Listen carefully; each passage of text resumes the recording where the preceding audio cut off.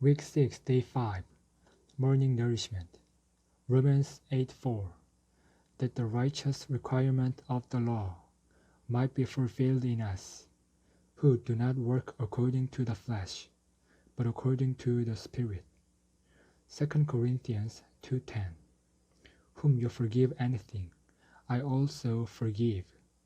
For also what I have forgiven, if I have forgiven anything, it is for your sake, in the person of Christ.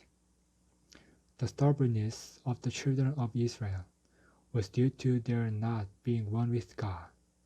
For example, Johanan, the leader of the remnant, strongly determined to go to Egypt to take refuge. He feared that the Babylonians would come to avenge the murder of Gedaliah. But God wanted them to remain in the Holy Land, to be a remnant of His people. God would visit them and grace them and even use them to be His people as a testimony of the living God on earth. However, they altogether misunderstood God by their consideration and by their opinion. Nevertheless, all the leaders of the forces and all the people begged Jeremiah the prophet to pray for them concerning the way in which they should go and the thing which they should do, promising him that whether it was good or evil, they would listen to the voice of Jehovah. They said they would obey because they expected Jeremiah to go along with them. They expected that he would give them a sugar-coated word. Jeremiah, who was not one to speak such a word, told them that he would pray to Jehovah according to their words. Today's reading. Instead of being in a hurry to speak, Jeremiah waited for 10 days. After 10 days, the word of Jehovah came to them through Jeremiah, telling them not to go to Egypt, but to remain in Judah. Jehovah said, If I will still remain in this land, I will build you up and not tear you down, and I will plant you and not pluck you up. This indicates that he would bless them and they would enjoy him. However, if they did not listen to this word, but went to the land of Egypt, they would die there. Concerning this, Jehovah said, If indeed you set your faces to go to Egypt and go to sojourn there, then the sword, which you fear, will overtake you there in the land of Egypt, and the famine, about which you are worried, will follow hard after you there in Egypt, and you will die there.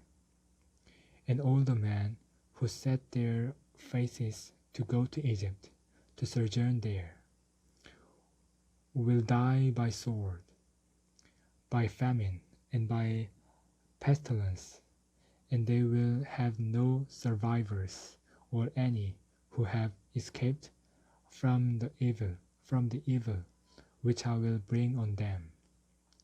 When Jeremiah finished speaking the words of Jehovah, all the people, including Johanan, accused him of lying, refusing to listen to the voice of Jeremiah, to remain in the land of Judah.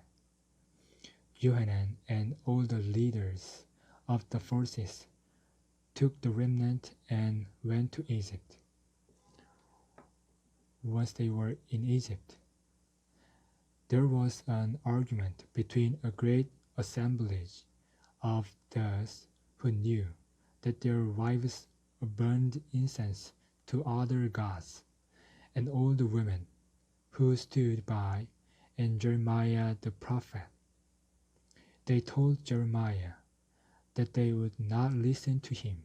Instead, they would burn incense to the Queen of Heaven, the wife of Nimrod, and pour out libations to her, just as they did in the cities of Judah and in the streets of Jerusalem.